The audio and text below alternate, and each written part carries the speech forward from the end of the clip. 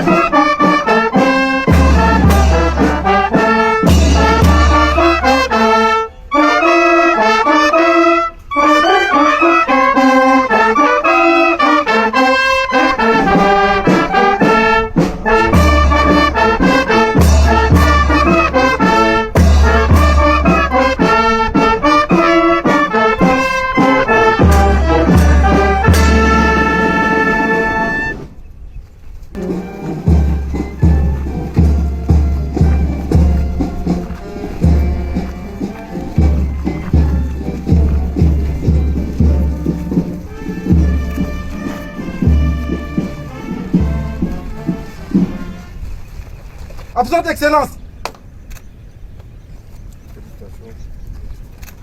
La zone de défense numéro 5 est la plus importante circonscription militaire en termes d'effectifs. Elle a joué un rôle déterminant dans la stabilisation en cours de la région. Mais l'ennemi n'est pas loin et il est sournois.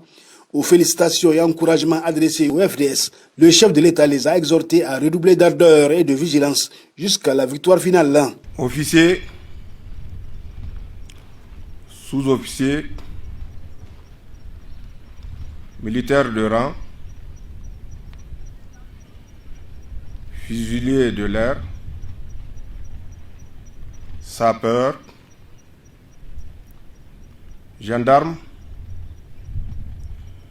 gardes nationaux, police nationale, agents de douane et des eaux et forêts. Au nom de la République, au nom du peuple souverain, au nom de l'ensemble de ma délégation, nous vous félicitons et vous disons merci. Félicitations pour le travail abattu afin de garder notre cher pays, le Niger, debout. Merci pour les sacrifices consentis afin que notre Niger et l'ensemble du peuple nigérien continuent à vivre libre et souverain. D'énormes sacrifices ont été consentis. Nous avons enregistré des martyrs. Pour tous ces martyrs, et au nom de l'ensemble du peuple nigérien, nous prions Allah subhanahu wa ta'ala pour qu'il leur accorde sa rahma, que leur âme repose en paix dans son paradis Firdaus. À l'ensemble des forces de défense et de sécurité et des familles éplorées, nous exprimons ici et aujourd'hui la présence de l'État, la sympathie de l'État et le soutien de l'État, Inch'Allah. Chères forces de défense et de sécurité, depuis plus de 13 ans, nous faisons face à une situation d'insécurité. Cette situation d'insécurité n'a autre fondement que la volonté de certaines puissances néocoloniales à préserver leur prospérité, leur richesse et leur domination sur nos États. Ils se trompent certainement d'époque. Ce qui a eu cours il y a 130 ans de cela ou 150 ans n'aura plus lieu, Inch'Allah. Je vous rappelle, chères forces de défense et de sécurité, pour beaucoup de membres de ma délégation, nous connaissons le terrain sur lequel vous évoluez. Nous connaissons les difficultés auxquelles vous êtes confrontés. Pour avoir parcouru ce même terrain, qui a certainement changé avec le retour du lac Tchad, mais dont les limites restent les mêmes. Vous prenez de Ningimi en allant vers Blabrim, d'Aboa, premier poste frontalier tchadien, vous rentrez à l'intérieur du territoire tchadien à partir de Doboa, vous avez deux choix. Vous longez le lit du lac Tchad, qui est certainement inondé à cette date, ou vous passez par la voie qu'ils appellent la voie du désert, qui débouche sur Loua Bagasola ou Loua Bol. Vous rentrez sur le territoire nigérien, vous quittez Ningimi, par Féféwa vous allez à Gadira. Vous rentrez toujours sur le territoire nigérien. Par Féféwa, vous pouvez ressurgir à Barwa et de Barwa continuer à Bosso. Vous repartez vers Kablewa, si c'est la voie que vous aurez choisie. Là également, elle vous conduit soit en appuyant vers le lac à Barwa puis Bosso, ou en déportant et apparaître ou réapparaître sur la voie de Abadan, qui vous conduit également à Bosso et Toumour, à votre sud-nord, nord-sud.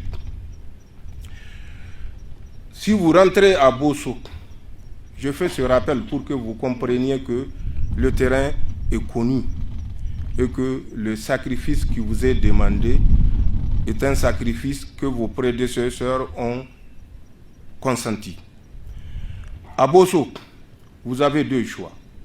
Vous partez par Bultungur, Goubawa, vous réapparaissez à Kouribaoua, Libisoroa, Kwandila ou Kwandilewa, ensuite Tchoukoubul, Tchoukoukangou, ensuite vous remontez Kararawa, ensuite Gadjijiram, ensuite Djigilla et vous arrivez à Gadira. Vous décidez de continuer pour rentrer au Tchad, vous passez par Tchoukohaji. Vous appuyez légèrement par Mamouri, vous passez par Tchara, Tumbon Anjoumo, après avoir dépassé la bonne frontière entre le Niger et le Nigeria. Vous continuez vers Tumbomoto. De Tumbomoto, vous partez directement à Gadira Ghana. Et de Gadina Gara, vous apparaissez pour reprendre la voie que je viens de citer à Kajijiram. Et là, vous allez faire Tchigilla et Gadira, Garan Gadira. Vous rentrez au Nigeria, en longeant le Komadougou. Vous laissez Malamfotari légèrement à droite. Vous passez à Afonouri. Ensuite, le village de Magaria. Et de Magaria, maintenant, vous bifurquez pour retomber à Tumbondanjoum, comme je l'ai précisé. Si vous décidez de partir à partir de Difa, par Douchi, vous faites Douchi-Damasak. De Damasak, vous avez deux voies. Une voie qui va vous relier à Maïdougouri directement, ou l'autre voie en longeant le lit du lac Tchad qui vous amène à Baga directement. De Baga, vous pouvez continuer jusqu'à la frontière avec le Cameroun, vers Sambisa. Vous partez à Menesoroa, la route de Gaïdam. Avant d'arriver à Gaïdam, sur votre est, vous avez Matari. Matari est jusqu'à date une position occupée par ces mercenaires. Et vous traversez le Yobé pour joindre le Bornou et Maïdougouri. de Maïdougouri, vous pouvez aller sur Baga en passant par Mongounou. Mongounou, c'est le village ou c'est la ville même de l'ancien ou l'ex-chef de Boko Haram, Abou Oumaima, de son surnom, ou Ibrahim Mohamedou, de son vrai nom de famille. Je fais ce rappel pour que vous compreniez, pour que le Nigeria également comprenne que cette lutte que nous menons est une lutte que beaucoup de Nigériens ont menée et pour laquelle beaucoup de Nigériens se sont sacrifiés. Que ce soit sur les îles de Dogonchoukou, de Tumbondjini, de Tombouctou et autres, des Nigériens ont versé leur sang pour lutter contre ces mercenaires qui avaient envahi le Nigeria à un certain moment. Je vous le dis pour que vous saisissiez la portée de la tâche. Les acteurs ont changé et c'est ce qui a fondamentalement changé. Aujourd'hui, cette guerre à laquelle nous faisons face est une guerre totale voulue par la France. Je le répète très bien, c'est une guerre totale voulue par la France. La France avec Emmanuel Macron en tête. Ils veulent par tous les moyens dresser l'Occident contre les pays du Sahel. Dresser comme ils l'ont fait de novembre 1884 à février 1885 avec la fameuse conférence de Berlin, où ils ont partagé l'Afrique comme un champ d'héritage. Pire qu'un champ d'héritage, puisqu'il n'y avait aucun héritier qui était présent au partage. C'est ce même esprit de partage que la France, sous la houlette d'Emmanuel Macron, veut imposer à nos pays. Mais qu'ils comprennent que l'heure est révolue. Les acteurs de 1884-85 en Afrique ne sont plus les mêmes.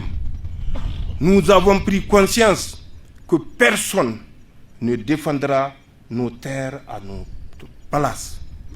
Personne ne le fera. Nous avons compris et nous avons décidé, depuis le 26 juillet 2023, l'obéissance servile est terminée. Ils ne trouveront aucun esclave de salon parmi nous, Inch'Allah. Ils ne trouveront aucun soumis parmi nous, puisque nous avons pris conscience de notre force, de notre résilience et de notre détermination.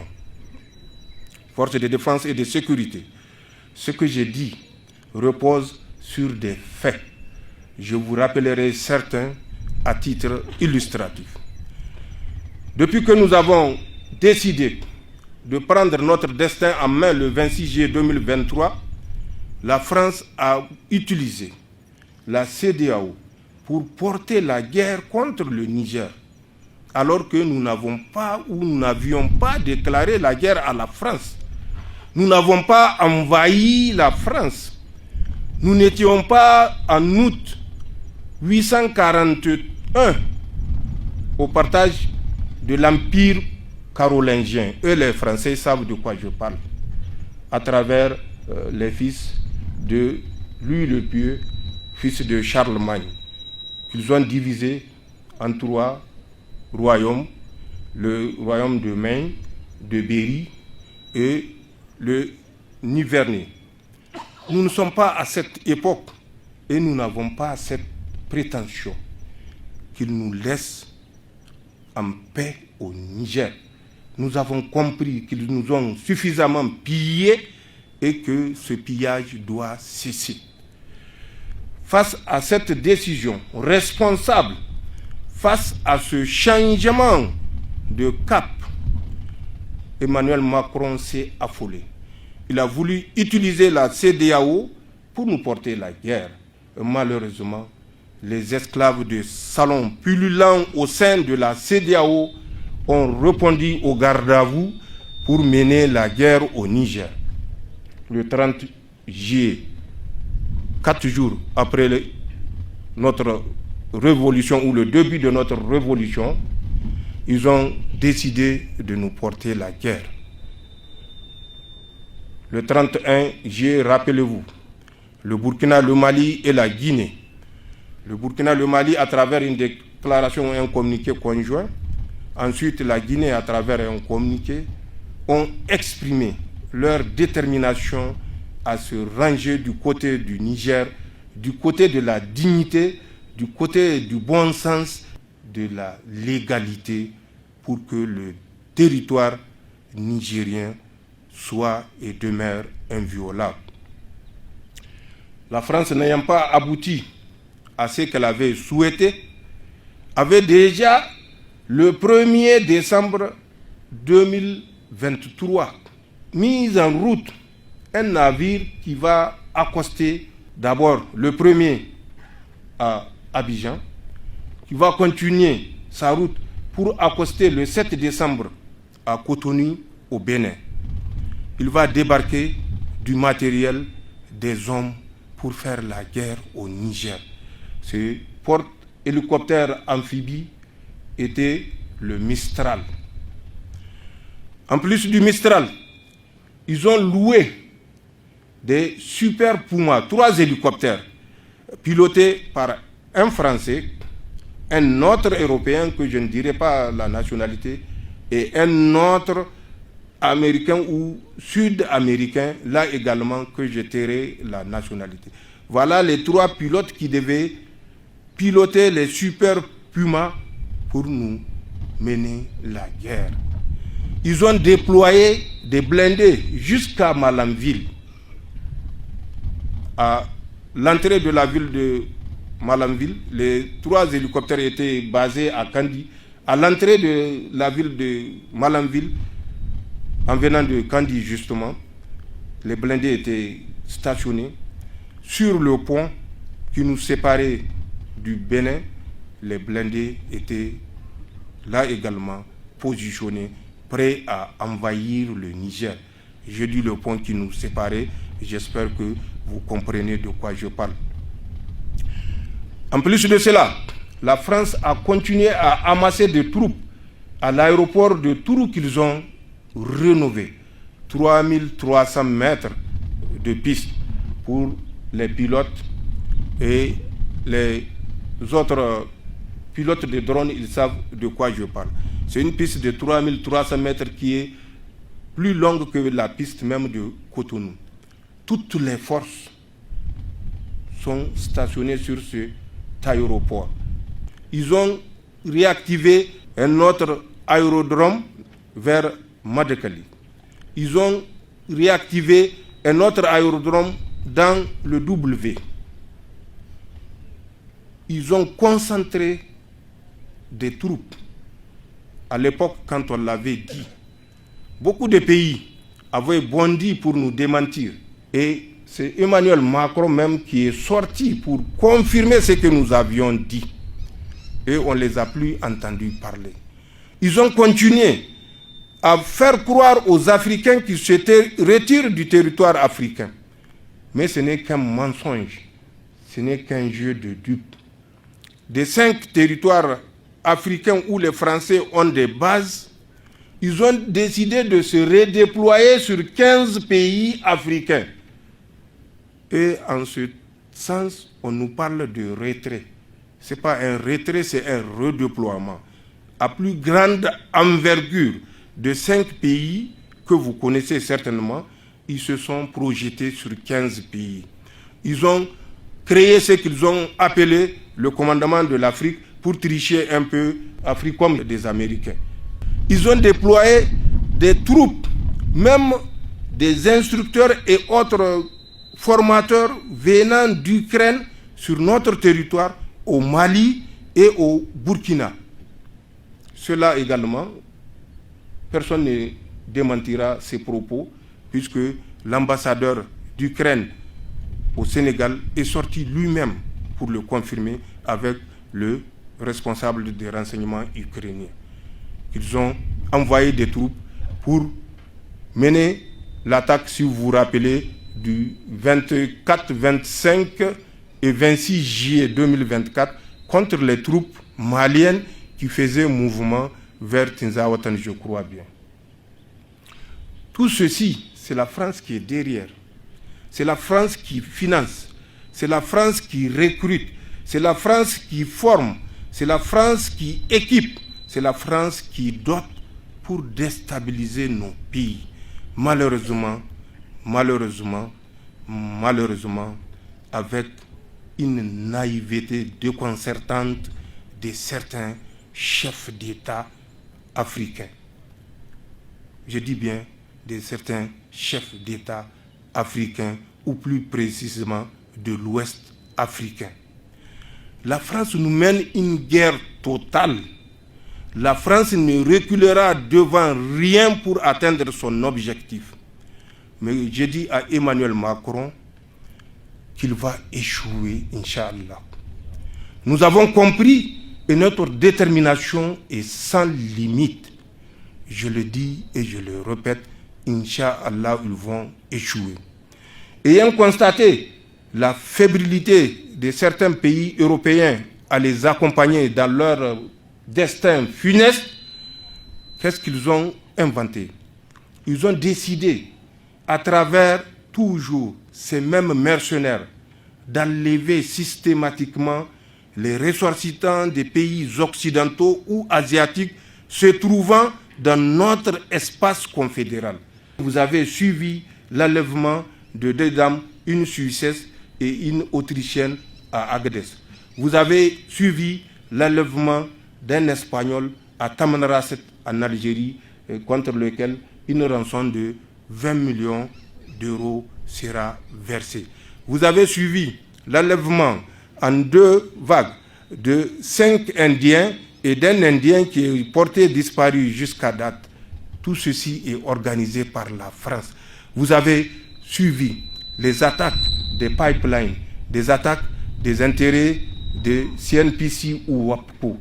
Tout ceci, c'est l'œuvre de la France parce qu'elle pense qu'en agissant ainsi, elle va décourager tous ces pays qui sont encore présents sur notre espace confédéral. Vous avez en mémoire, il y a moins d'un mois, l'enlèvement de 2 Émiratis plus un Iranien au Mali, suite auquel enlèvement 50 millions d'euros ont été versés. Tout ceci est fait à dessein. Dès que la France constate que ces sbires, ces mercenaires perdent du terrain, elle trouve l'opportunité de provoquer des enlèvements. Et à travers ces enlèvements, des paiements de rançon, des paiements colossaux de rançon. À titre d'exemple, les 2 cas que j'ai cités font un total connu de 70 millions d'euros. Convertissez 70 millions d'euros en CFA, vous aurez l'ampleur du soutien financier que la France a déguisé en paiement de rançon. Nous le savons parce que nous connaissons les acteurs de ces enlèvements. C'était Aboubakar Dabungel. J'ai dit c'était. Les Français savent de quoi je parle quand je dis c'était Aboubakar Dabungel. Moi, je sais de quoi je parle quand je dis c'était. C'était lui, l'acteur de l'enlèvement de l'Espagnol, de la Suissesse, de l'Autrichien, de nos 5 Indiens et des menaces contre les Chinois, ou tentative d'enlèvement des Chinois. Il y a un Chinois qui a même été enlevé puis libéré. Jusqu'à date, on ne sait pas quelle rançon a été payée. C'est pour vous dire que nous sommes en guerre totale. Pour la France, il s'agit de préserver sa prospérité. Allez-y voir, écoutez ce qui se passe en France, du fait que le Niger ait décidé tout simplement de reprendre son destin en main, de ne plus être l'élève servile, docile, l'esclave de salon. Inch'Allah, nous avons cessé d'être ce type d'individu. Aucun Nigérien ne sera esclave de salon. En dehors de ceux qui sont déjà esclaves de salon et qui ne sont plus nigériens, puisque nous les avons déchus de leur nationalité, c'est des esclaves de salon français, puisque les Français leur ont donné la nationalité. Eux, ils se connaissent, vous les connaissez, les Français les connaissent, nous laissons à l'histoire de les juger. Notre détermination est sans fin. Notre détermination est illimitée. Notre détermination, si Emmanuel Macron ne l'a pas compris, qu'il le comprenne, est sans limite. Nous défendons notre pays. C'est de notre survie en tant que peuple, en tant que nation qu'il s'agit. C'est de notre dignité qu'il s'agit. C'est de notre souveraineté qu'il s'agit. Alors que de l'autre côté, il s'agit de leur prospérité qui a toujours été caractérisée par un esprit cupide et mesquin sans limite. Un esprit sournois. La France a toujours fait preuve de sournoiserie et elle continuera à utiliser de la sournoiserie, mais tant pis pour les âmes et les esprits faibles. Nous l'avons compris et nous avons changé de fusil d'épaule depuis le 26 juillet 2023. Chères forces de défense et de sécurité, je tenais à faire cette mise au point pour que vous compreniez que le combat qui reste est plus grand et plus long, sera plus long que ce que nous avons fait jusqu'à aujourd'hui. De deux côtés, c'est un combat de survie. Mais de l'autre côté, c'est la survie de la cupidité et de notre côté, c'est la survie de la dignité, de la souveraineté. Et je n'ai aucun doute, Inch'Allah, le triomphe, la victoire est du côté de la vérité, du côté de la dignité.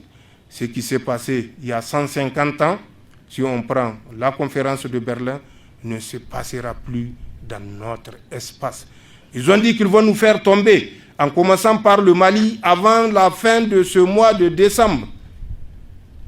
Eh bien, ils n'auront que leurs yeux pour pleurer parce qu'ils vont constater, Inch'Allah, que la Confédération tiendra et elle tiendra éternellement.